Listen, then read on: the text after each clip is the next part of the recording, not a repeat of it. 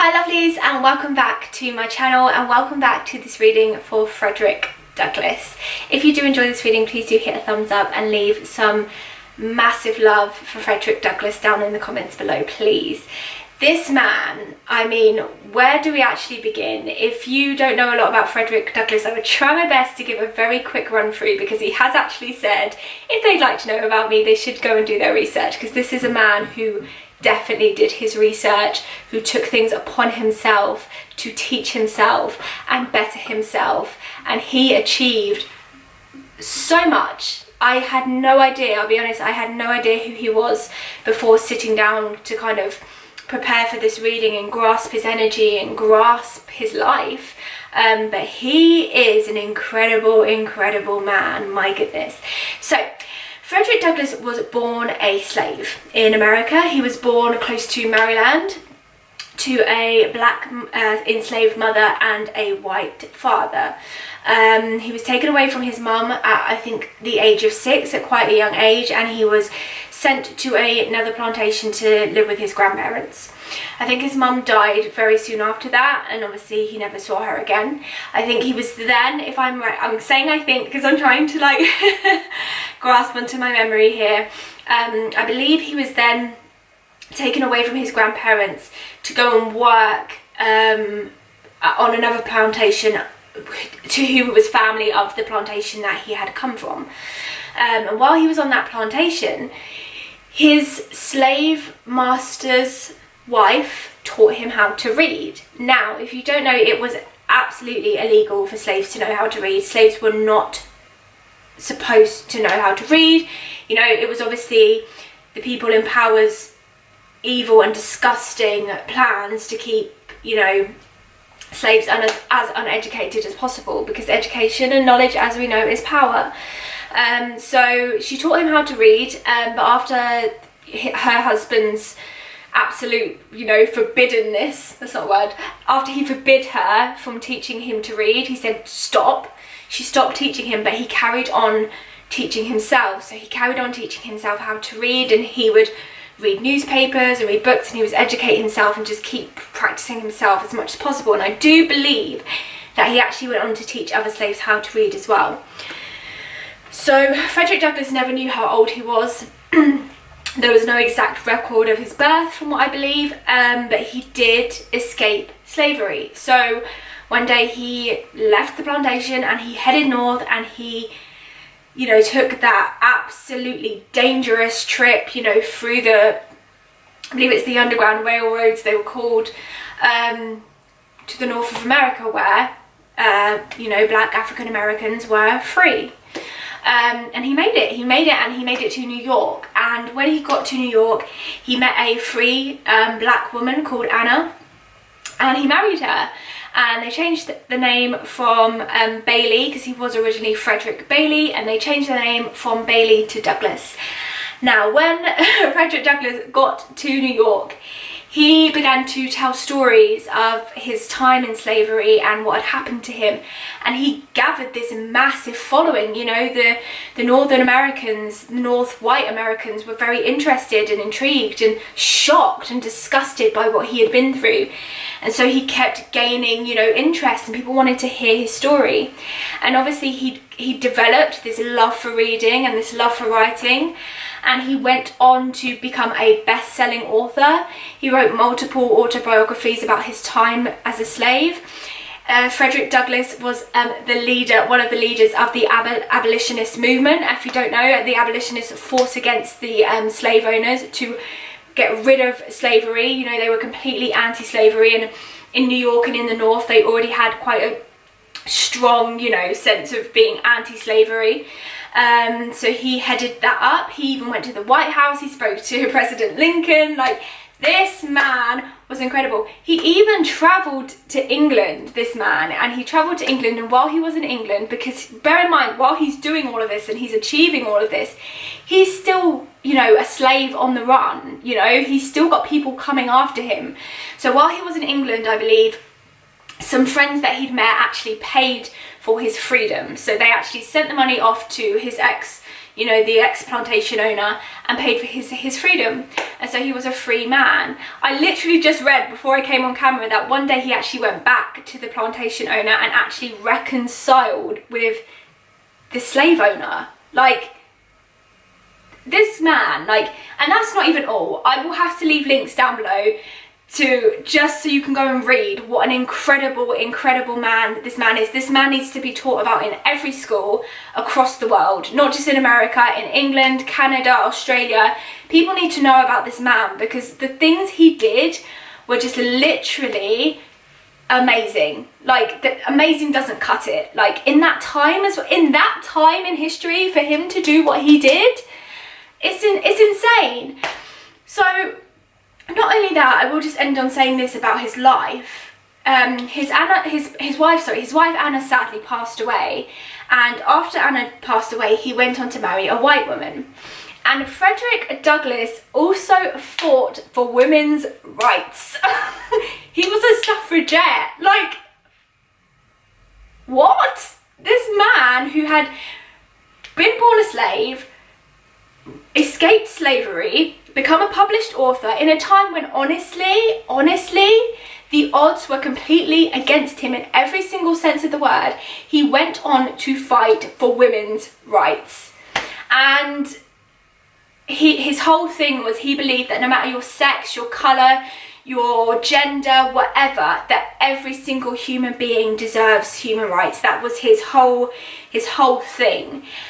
And as I connected with him today, I said, well, what do you want to talk about? Well, what do you want to say? And he was like, I want to talk about freedom. I was like, great, okay. You are the perfect person to talk about freedom, so let's talk about it. And, you know, as I'm, you know, connecting again with his energy now, he's saying, you know, you all nowadays, you think you're so free. And I'll be honest, when I first connected with Frederick Douglass's energy, I was a little bit scared because he was angry. He was really angry. And he was angry in the sense that it was like, has no one carried on, like, from where I left off? Like, where are the leaders? Where are the fighters? Where are they? And he is applauding, like, the protests and the things that have happened, but he's very disheartened about it. Like, he feels very just, I'll be honest, pissed off. Like, he feels really just like, you know, why are there no black associates in the White House? He's like, I paved the way for that. That's what I fought for. And I cannot believe the lack of blackness that there is, you know, in the high positions. And he's also talking about the ones that are in power that are not fighting hard enough. You know, he's literally shaking his head, like, his energy's coming through me. He's literally just like, why are we still fighting for equality? He's almost in a sense of disbelief. Now, bear in mind, he has watched as time has gone on. He has seen things outplay. He's coming in and he's being very truthful. I think of all the people I've spoke to very far, he's not sugarcoating anything, and he's saying America's got a very dark time ahead. He is talking about the two candidates that are currently running for presidential, for presidency, and he is saying that, you know, either way, you know, America's going to end up in not a very good place. He is talking about, and I have said this before, and I believe I said this in the last reading I did, the presidency after the next one is going to pick America back up, but he is saying even the one after this, you're about to head into a really quite a dark time. He is talking about freedom, and he is saying, you know, you all think you're so free, but what are you doing with your freedom? You know, you fully take it for granted. You know, you don't aspire to really want to make a change. You know, in your hearts you lack the courage. Yeah, he's saying in your hearts you want to see change and you want to see all this difference, but what do you actually do? He's really complexed by our way of living. He's saying you have so much what would be the word that you'd want to be? He's saying eligibility, but I don't know if, well, maybe that is the right word. He is saying eligibility. He's saying you have so much opportunity. You know, people of all colours, you have so much platform and opportunity, but it's so, like, he's so confused, honestly. He's like, it's so terribly used. He's like, your voices are so terribly placed. And he's saying this is not to talk down or to condemn, it's just to say that, again, this is probably not even the second time I've heard this. He's saying, I just thought we would have progressed a lot further than we have. Use your freedom wisely. He's saying, you know, freedom is a privilege. Anyone who's free is a privilege. And if you're living in the Western world, he's saying no matter your colour, your gender, your, you know, whatever, your economic background, you are free. If you're living outside of a jail or you're living outside of, you know, confined space, you know, you are free. And he's just really complexed about our use of freedom. It's really interesting. He's saying, look what I did with my freedom. Look what I did. I wrote books, I taught, I spoke, I travelled. But where is your want to better this earth? He's really like just a bit like just gobberflasted. I don't know if that's an English word, but that just means just really shocked. He's really taken back by how little we fight for what we believe to be right and for what we want and for change.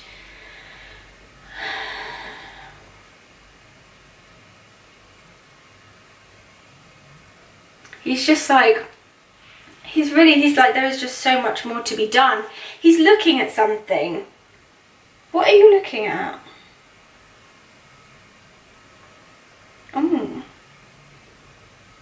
Oh. Okay, so in spirit, Frederick Douglass has a very senior position.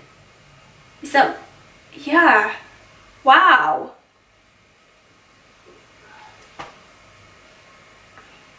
Oh.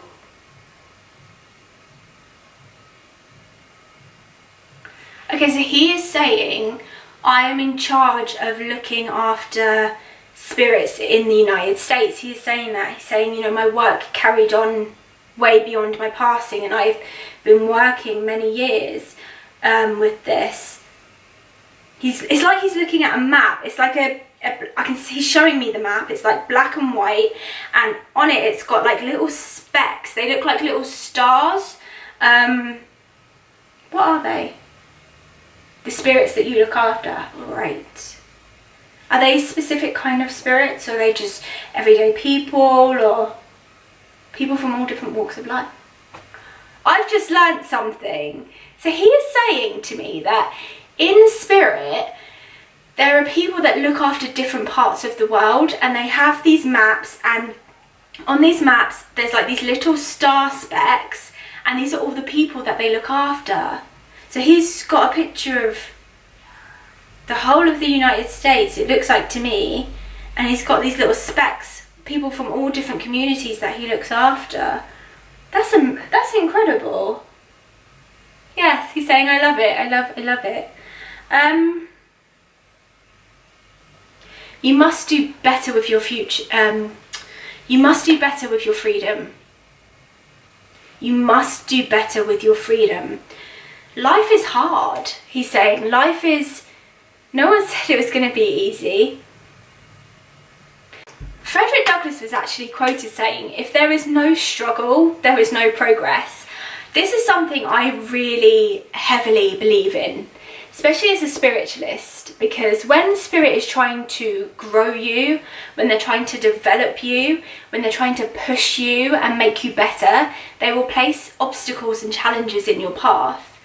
And you have to recognise that the struggle is part of progress. It's part of a divine plan that okay? It's like, you're soft. He's just saying you're soft, you're all soft. And you know what, I believe that, yeah, okay, we've been conditioned to be soft. You know, our lives really, up until this year's been a bit of a, you know, plot twist, but our lives, you know, yes, we all have our individual struggles, and yes, we've all been through, you know, our own personal things, but I guess, yeah, we, compared to what Frederick Douglass went through, you know, yes, our lives are easy, but he's still saying, he's still acknowledging, yes, life is hard. But if there is no struggle, there is no progress. So instead of looking at everything like it's bad and, you know, allowing bad things that happen to you to imprison you and take away your freedom, fight for your freedom and show up. Because if there's no struggle, there's no progress. You know, he's almost making me feel like, you know, you should be blessed. The bigger the struggle, honestly, he's making me feel like that's a blessing. He's saying, you know, fight for your freedom. And that's freedom he's making me feel in all realms of things. Your financial freedom, your freedom of mind, your freedom of health, your freedom of abundance, your freedom of wealth, your freedom of everything. He's just making me feel like fight for it. Don't get knocked down so easily. You know, if you want to see progress and change and growth and all of this goodness, you have to process and work through the struggle, because it's making me feel like it's leveling up. It's like a game. I've heard numerous times over the past weeks that life is a game, and it's almost like, okay, you start on level 1 and then you work your way up to level 2, and then you go through the challenges on level 2 and you work your way up and you work your way up and you work your way up. But it's like snakes and ladders. If you allow every time you fall down the ladder to stay down, you're never going to go anywhere. If you go, oh, that was too hard, I'm just going to stay here. You know? And that's what he's trying to say. Your freedom is a damn right privilege. No matter what colour, no matter what race, no matter where you come from, if you're not incarcerated, if you're healthy, if you're well, if you're breathing, if you woke up today, then you have a sense of freedom. Use it. He's really like, you know, freedom isn't just when you get released from jail and, oh, now I'm free. You don't have to wait for someone to grant you freedom. And that's what he's saying. I didn't wait. I sought out after my own freedom. You have freedom. Use it. What a beautiful man. He did say to me, it's a very simple conversation we're going to have, you know. People that he's saying, you know, he's like, it does really stagger and baffle me how people nowadays love to wallow in like this weird self-pity, or it's almost like you say, oh, look at me, look at what I'm going through, or look at all my hardships, and look at how tired I am, and look at how stressed I am. Oh, my life is so hard. He's saying it's like almost you just love that. He's saying it's like a trophy to you. But he's saying that it's actually not a trophy, it's a gift for you to go and get the trophy by pushing it so you can go and embrace your freedom and do something with that pain. He's again saying, look at what I did with my freedom. You can do just as much with yours. That's all he wants to say. Just embrace your goddamn freedom. That's all he's saying. He's saying, embrace your freedom, because I had to literally run and risk my life for mine. You know, and if you woke up today with a free day, you know, to do with it as you wish, then you, my goodness, have been graced and blessed with the gift of freedom. And that is not to be taken for granted. And I'll leave you with that. So, very wise and intelligent and incredible man. Thank you so, so much. Okay, so that's what we're going to do. I want you to leave down below and put it in these words, I am embracing my freedom. Because when you put the words I am in front of something, you attract it to you because you're making it sound like you already have it, so the universe gives you more. So repeat after me or type after me, I am embracing my freedom. Thank you so much for watching, lovelies. I will see you soon for another reading. Bye.